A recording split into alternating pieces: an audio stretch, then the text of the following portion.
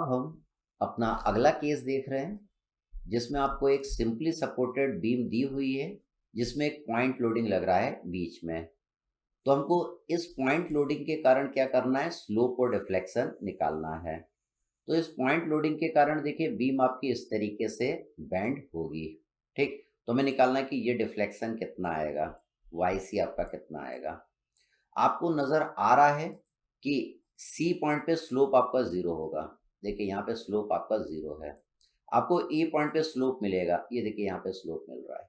आपको B point पे भी स्लोप मिलेगा, ये देखिए यहाँ पे आपको स्लोप मिल रहा है। लेकिन सी पॉइंट पे स्लोप की वैल्यू कितनी आएगी, ज़ीरो। हमने जो लोड लगाया है वो सेंटर में लगाया है। तो पहले हमको क्या करना पड़ेगा, इन दोनों जगह रिएक्शन निकालना पड़ेगा। तो टोटल वेट कितना लग रहा है, डब्ल्यू। तो यहाँ पे दोनों जगह रिएक्शन कितनी आ जाएगी, W/2 और W/2 आ जाएगी। तो ये क्या होगा, आधे आधों में डिवाइड हो जाएगा। आप सपोर्ट रिएक्शन पढ़ चुके हैं तो उसके कंसेप्ट से भी आप ये दोनों रिएक्शन निकाल लेंगे। अब देखिए हमें स्लोप और डिफ्लेक्शन निकालना, तो हमको क्या करना पड़ेगा, पहले बीम डिफरेंशियल इक्वेशन बनाना पड़ेगा। उसके लिए हम क्या करेंगे, यहाँ पे देखिए हमने एक सेक्शन ले लिया। इस सेक्शन की दूरी यहाँ से कितना, दैट इज x है। तो हम क्या करेंगे, इस पॉइंट पे मोमेंट लेंगे। किसका मोमेंट लेंगे, इस W/2 का मोमेंट लेंगे। तो बीम डिफरेंशियल इक्वेशन क्या बोलता है, moment at x is equal to EI d² divided by dx²। तो देखिए हमने लिखा moment at x equal to EI d² upon dx² is equal to, अब इसका मोमेंट यहाँ लेंगे तो W/2 इंटू एक्स हो जाएगा। ये अपवर्ड फोर्स लग रहा है, तो डिफ्लेक्शन कहाँ होगा, ऊपर की ओर होगा इसके कारण, इसलिए इसको मैंने क्या लिया है, पॉजिटिव लिया है। ठीक, अब देखिए ये तो आपकी बनी बीम डिफरेंशियल इक्वेशन। इसको मैं एक बार इंटीग्रेट कर दूंगा तो आपकी स्लोप इक्वेशन आ जाएगी। तो x को मैं इंटीग्रेट करूंगा तो x²/2 आ जाएगा, 2 इंटू 2 करेंगे तो ये 4 हो जाएगा, प्लस C1 आपका एक कांस्टेंट आ जाएगा। फिर मैं इसको एक और बार इंटीग्रेट करूंगा तो आपकी डिफ्लेक्शन इक्वेशन बन जाएगी। तो ये हो जाएगा EIY is equal to x² को इंटीग्रेट करेंगे तो x³/3 आ जाएगा, तो 4 इंटू 3 करेंगे तो 12 आ जाएगा। C1x आ जाएगा प्लस C2 आ जाएगा, ये डिफ्लेक्शन इक्वेशन बन गई। अब हमें C1 C2 की वैल्यू निकालना पड़ेगा। तो देखिए A और B पे डिफ्लेक्शन कितना होगा, 0 होगा। तो देखिए x बराबर 0 पे, यहाँ पे एट पॉइंट ए क्या, x बराबर 0 पे, x बराबर 0 पे डिफ्लेक्शन y कितना होगा आपका, 0 होगा। x बराबर 0 पे, जहाँ पे भी सपोर्ट लगा रहता है वहाँ पे डिफ्लेक्शन कितना होता है, 0। अब देखिए स्लोप कहाँ पे 0 होगा, x की वैल्यू जब L/2 लेंगे, ये बीच में लगा है तो ये वाली दूरी कितनी आ जाएगी, L/2 आ जाएगी। तो x की वैल्यू जब L/2 लेंगे तो dy/dx की वैल्यू कितनी आ जाएगी, 0 आ जाएगी। डिफ्लेक्शन की वैल्यू कितनी आ जाएगी, स्लोप की वैल्यू कितनी आ जाएगी, 0 आ जाएगी। तो देखिए यहाँ पे स्लोप की वैल्यू देखिए आपको dy/dx की वैल्यू कितनी नजर आ रही है, 0 आपको नजर आ रही है। तो x बराबर L/2 पे dy/dx कितना आएगा, 0। अब हम ये जो कंडीशन से ऊपर पुट कर देंगे, हम ऊपर पुट कर देंगे तो you will get the value of C1 and C2। ठीक, आप इसको पुट कर देंगे, हम क्या पुट कर देंगे, ये वैल्यूज हम पुट कर देंगे। ठीक, तो इसको जब आप पुट कर देंगे तो you will get the value of C1 आपका आ जाएगा -WL² अपॉन 16। जब आप इसको पुट करेंगे, वैल्यू आप निकालेंगे तो you will get this value, ये आपको मिल जाएगी। कैसे मिल जाएगी, ये वाली कंडीशन को देखिएगा। ठीक, x बराबर L/2, तो यहाँ पे क्या क्या लिखना पड़ेगा, L/2 लिखना पड़ेगा। तो यहाँ पे कितना हो जाएगा, L² और नीचे कितना आ जाएगा, 4 आपका आ जाएगा। तो ये वाली वैल्यू कितनी हो जाएगी, 0 हो जाएगी।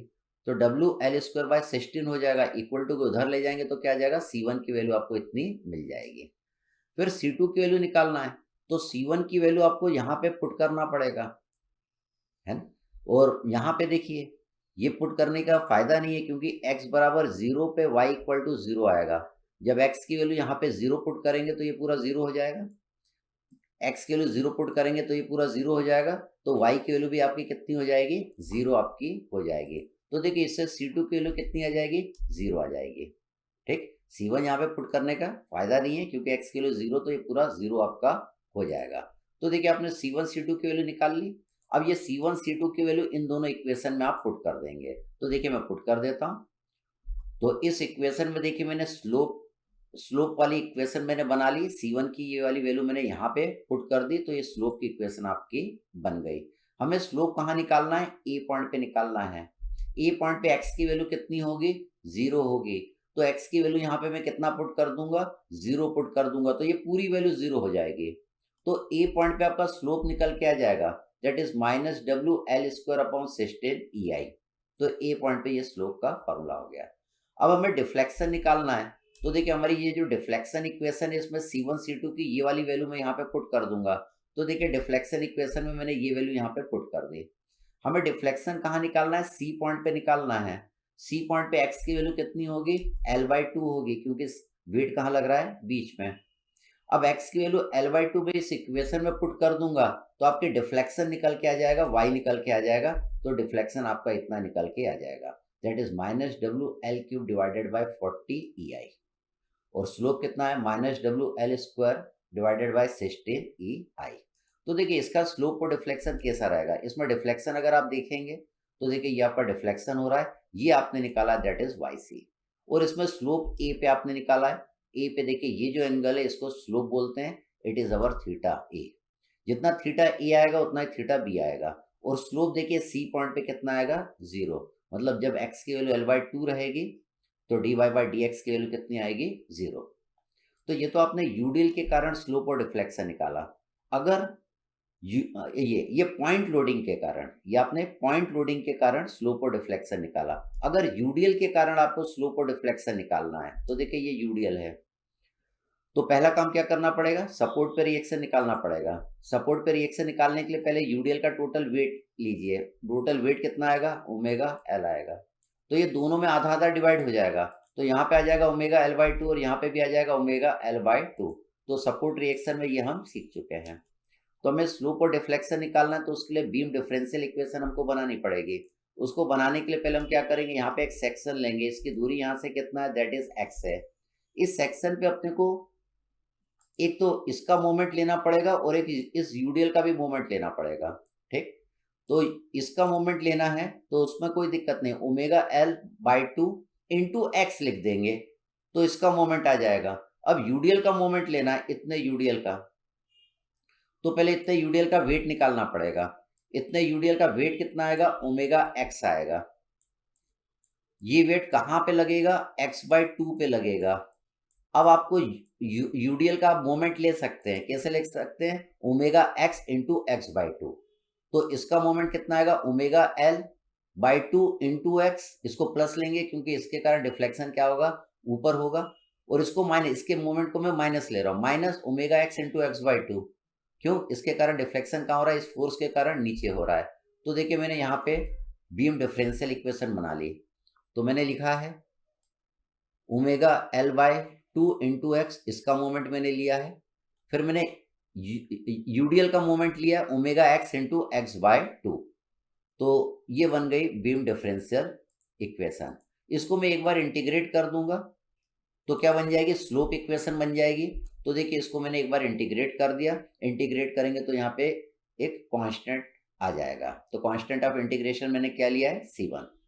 अब मैं इसको एक और बार इंटीग्रेट कर दूंगा तो डिफ्लेक्शन इक्वेशन बन जाएगी। तो देखिए इस टर्म को मैंने एक बार इंटीग्रेट करा, x²/2 है, इसको इंटीग्रेट करेंगे क्या आ जाएगा? x³/6 आ जाएगा। और यहाँ पे 2 तो है ही, ठीक।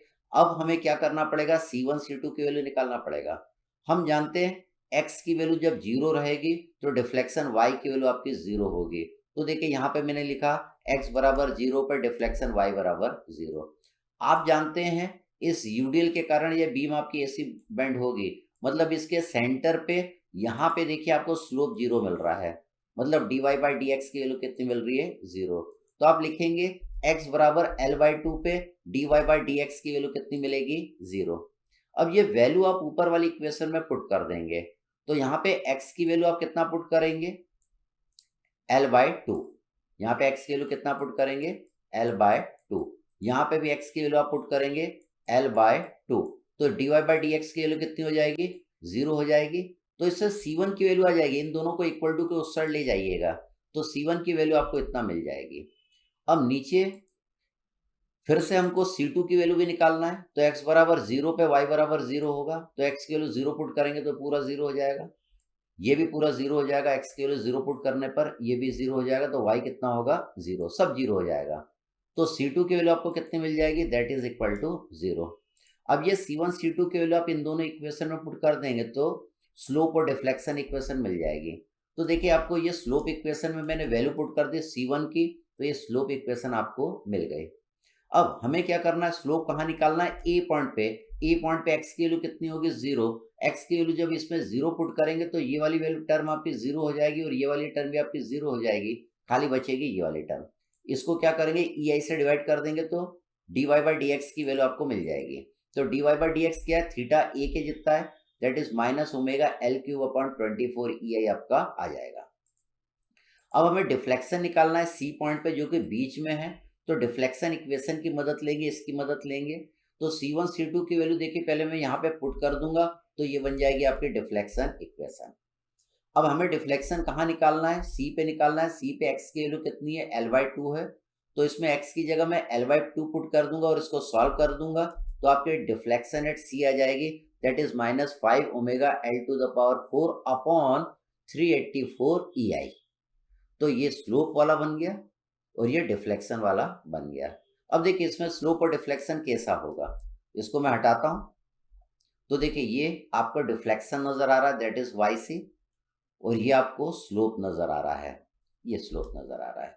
तो ये जो आपने स्लोप और डिफ्लेक्शन निकाला है, ये किससे निकाला है, डबल इंटीग्रेशन मेथड से निकाला है।